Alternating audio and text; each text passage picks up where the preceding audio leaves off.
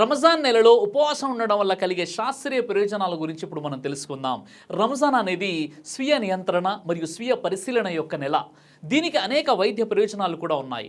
సంవత్సరాలుగా రోగుల బరువు నిర్వహణ కోసం, లిపిడ్ స్థాయిలను తగ్గించడానికి మరియు జీర్ణ వ్యవస్థకు కొంత విశ్రాంతిని ఇవ్వడానికి ఈ ఉపవాసాలు చాలా అద్భుతంగా ఉపయోగపడతాయి. ఫాస్టింగ్ బెనిఫిట్స్ని కాస్త మనం చూసినట్లయితే ఆధునిక పరిశోధనల ద్వారా ఉపవాసాల వల్ల కలిగే మానసిక మరియు శారీరక లాభాలను ఇప్పుడు అందరూ తెలుసుకుంటున్నారు. దీనినే ఇప్పుడు ఆధునిక పరిభాషలో ఇంటర్మిటెంట్ ఫాస్టింగ్ అని అంటారు. డాక్టర్లు, డైటీషియన్లు, ప్రముఖులు దీన్ని ప్రమోట్ చేస్తున్నారు. ఇంటర్మిటెంట్ ఫాస్టింగ్ అంటే రోజు మొత్తంలో కొన్ని గంటల పాటు ఎడతెరిపి లేకుండా ఘన పదార్థాలను తినకుండా ఉంటూ కొన్ని గంటల పాటు యథాతథంగా ఆహారాన్ని తినడాన్ని ఇంటర్మిటెంట్ ఫాస్టింగ్ అంటున్నారు. అందులో 3 పద్ధతులు ఉన్నాయి. ముఖ్యంగా 5:2 పద్ధతి, అనగా వారంలో 5 రోజులు సాధారణంగానే ఆహారాన్ని తీసుకుంటూ 2 రోజులు ఉపవాసం ఉండాలి. ఇక 16:8 పద్ధతి, దీనిలో 16 గంటలు ఆహారాన్ని తీసుకోకుండా ఉండాలి, మిగిలిన 8 గంటల పాటు ఆహారాన్ని భుజించవచ్చు. ఇక 18:6 పద్ధతిలో 18 గంటల పాటు పస్తులుండి 6 గంటల పాటు భుజించవచ్చు. ఒక విధంగా రంజాన్ మాసంలో మనం చేసే ఉపవాసాలు ఇంటర్మిటెంట్ ఫాస్టింగ్ లోనికి వస్తాయి. కాకపోతే రంజాన్ ఉపవాసాలు పాటించేవారు ఘన పదార్థాలతో పాటుగా ద్రవ పదార్థం కూడా తీసుకోకుండా ఉండడమే ఈ రంజాన్ మాసం యొక్క ఉద్దేశం. భారతదేశ కాలమానం ప్రకారం రంజాన్ ఉపవాసం దాదాపు 12 గంటల నుండి 14 గంటల వరకు ఋతువుల కాలానుగుణంగా సమయం మారుతూ ఉంటుంది.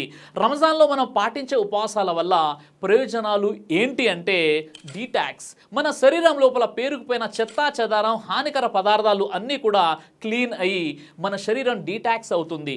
జీర్ణాశయానికి విశ్రాంతి కలిగి జీర్ణక్రియ మెరుగుపడుతుంది కూడా. మరో లాభం ఏంటంటే క్యాన్సర్ కిమోథెరపీ.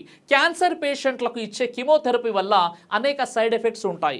ఆ సైడ్ ఎఫెక్ట్లను తట్టుకునేందుకు ఉపవాసాలు చాలా ఉపయోగపడతాయి. మెదడు ఆరోగ్యం. ఒక అధ్యయనం ప్రకారం యుఎస్ఏలోని శాస్త్రవేత్తలు రంజాన్ ఉపవాసం కారణంగా మానసిక దృష్టి, మెంటల్ ఫోకస్ పెరుగుతుందని వారు గుర్తించారు కూడా. Brain derived neurotrophic factor BDNF అనే ప్రోటీన్ ఉపవాస స్థితిలో అధికంగా ఉత్పత్తి అయి మెదడు పనితీరును మెరుగుపరుస్తుంది. కొత్త విషయాలు నేర్చుకునే శక్తిని, జ్ఞాపక శక్తిని పెంచుతుందని, మెదడులోని నాడీ కణాల ఒత్తిడి, స్ట్రెస్ తట్టుకొని నిలబడేలా తయారవుతాయి.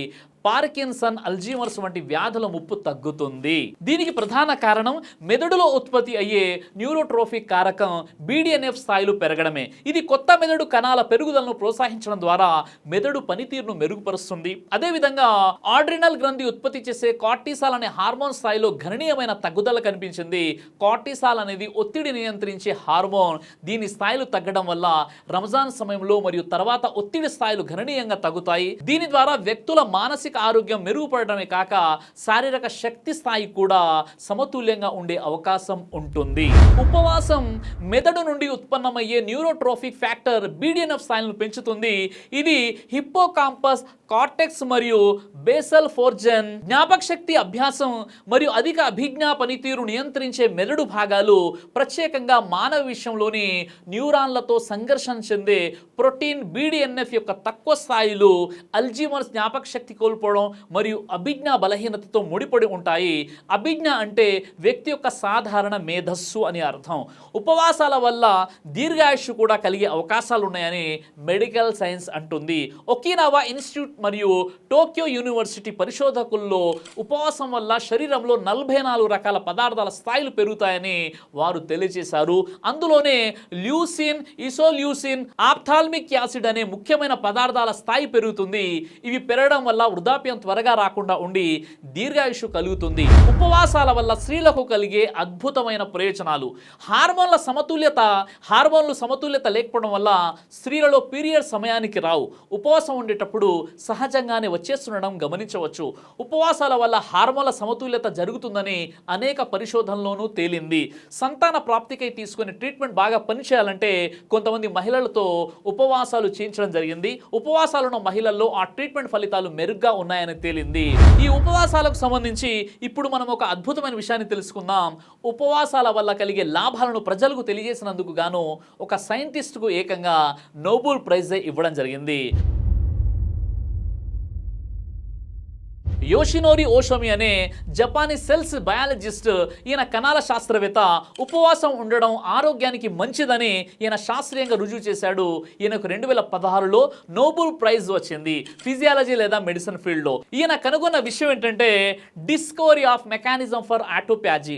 ఆటోప్యాజీ అనేది గ్రీక్ పదం, దాని అర్థం సెల్ఫ్ ఈటింగ్. ఎప్పుడైతే మనిషి 9 నుండి 12 గంటల వరకు ఉపవాసం ఉంటాడో అప్పుడు మనిషికి శక్తి అవసరం ఉంటుంది. అప్పుడు శరీరం మనలోని బ్యాడ్ సెల్స్ మరియు బ్యాక్టీరియల్ ఇన్ఫెక్షన్స్, వైరల్ ఇన్ఫెక్షన్స్కి వ్యతిరేకంగా పోరాడి వాటిని నశింపజేస్తుంది. దీనినే సెల్ఫ్ ఈటింగ్ అంటారు. అంటే శరీరానికి ఎనర్జీ అవసరమైనప్పుడు బ్యాడ్ సెల్స్ని మిగతా వాటిని తినేస్తుంది. ఈ పద్ధతినే ఆటోప్యాజీ అంటారు. ఈ మెకానిజాన్ని కనుగొన్నందుకు గాను ఆయనకి నోబెల్ ప్రైజ్ ఇచ్చారు. ఈ ఉపవాసం ఉండడం వలన శరీరంలోని వైరల్ మరియు bacterial infections, cancer cells, neurological disorders అనే సమస్యలు కూడా వెళ్ళిపోతాయి. ఆటోప్యాజీ అనేది న్యాచురల్ డిఫెన్స్ సిస్టమ్, అంటే బ్యాడ్ సెల్స్, క్యాన్సర్ సెల్స్కి వ్యతిరేకంగా పోరాడడం. మనిషి శరీరంలో ఈ ప్రక్రియ జరగాలంటే ముఖ్యంగా 9 నుండి 16 గంటల ఉపవాసం పాటించడం. ముస్లింలు రంజాన్ నెలలో 30 రోజులు ఉపవాసం ఉంటారు. దాదాపు 10 నుండి 12 గంటల వరకు ఈ ఉపవాసం ఉంటుంది. ఒక్క రోజులో ఇన్ని గంటల పాటు ఏమి తినకుండా త్రాగకుండా ఉంటారు. దీనివలన శరీరానికి చాలా లాభాలు ఉన్నాయి. అయితే ఇక్కడ గమనించదగినటువంటి విషయం ఏంటంటే ప్రపంచంలోని ఏ ముస్లిం కూడా నాకు సైంటిఫిక్ లాభాలు కావాలి, అందుకోసమే నేను రంజాన్ మొత్తం కూడా ఉపవాసాలు ఉంటానని ఏ ముస్లిం కూడా చెప్పడు. 1400 సంవత్సరాల క్రితం మహాప్రవక్త ముహమ్మద్ సల్లల్లాహు అలైహి వసల్లం వారు ఉపవాసాలు పాటించాలి అని చెప్పారు. ఖురాన్లో ఉపవాసాలు ఒక ముస్లింగా, ఒక విశ్వాసిగా ఉపవాసాలు పాటించడం విధిగా చేయడం జరిగింది. కాబట్టి ముస్లింలు ఉపవాసాలు పాటిస్తారు. ఆనాడు ప్రవక్త వారి కాలంలో ఎవరు కూడా సైంటిఫిక్గా ఇన్ని లాభాలు ఉన్నాయని పరిశోధన చేసి చెప్పలేదు.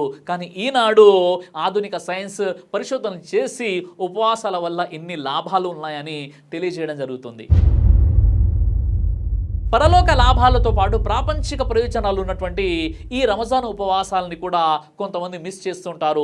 ముస్లిం సమాజంలో ఉన్నటువంటి కొంతమంది దౌర్భాగ్యులు సరైనటువంటి ధర్మ పరిజ్ఞానం లేని కారణంగా వారు ఇంట్లో ఉంటారు. వారి ఇంట్లో కొంతమంది ఉపవాసాలు ఉంటుంటే చూస్తుంటారు, కానీ వీరు మాత్రం తింటారు, త్రాగుతారు.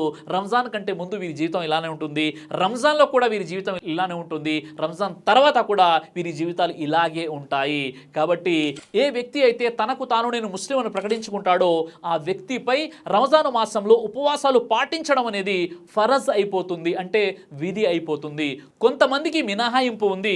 యుక్త వయసుకు చేరుకుని వారు, పిచ్చి వాళ్ళు, వృద్ధాప్యంలో ఉండి దీర్ఘకాలిక వ్యాధుల్ని అనుభవిస్తున్నటువంటి వారు, అలాగే బహిష్టు స్త్రీలు, ఆ తర్వాత వారు ఆ బహిష్టు స్థితి నుండి పరిశుభ్రత పొందిన తర్వాత వారు ఉపవాసాలు పాటించాలి.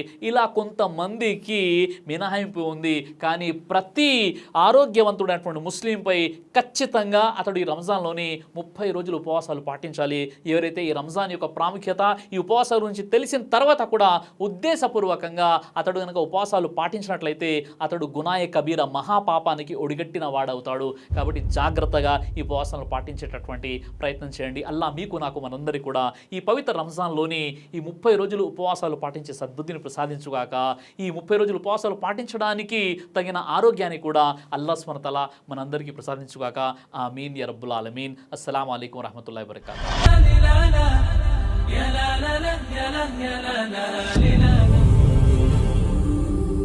బ్రదర్ సిరాజ్ అని యూట్యూబ్ ఛానల్ని మీరు సబ్స్క్రైబ్ చేసినట్లయితే ఇన్షాల్లా దైవచిత్తం అయితే మీకు వీడియోస్ వస్తుంటాయి. అదేవిధంగా బ్రదర్ సిరాజ్ అనేటటువంటి ఫేస్బుక్ని కూడా లైక్ చేయడం వల్ల మీకు వీడియోస్ వస్తుంటాయి.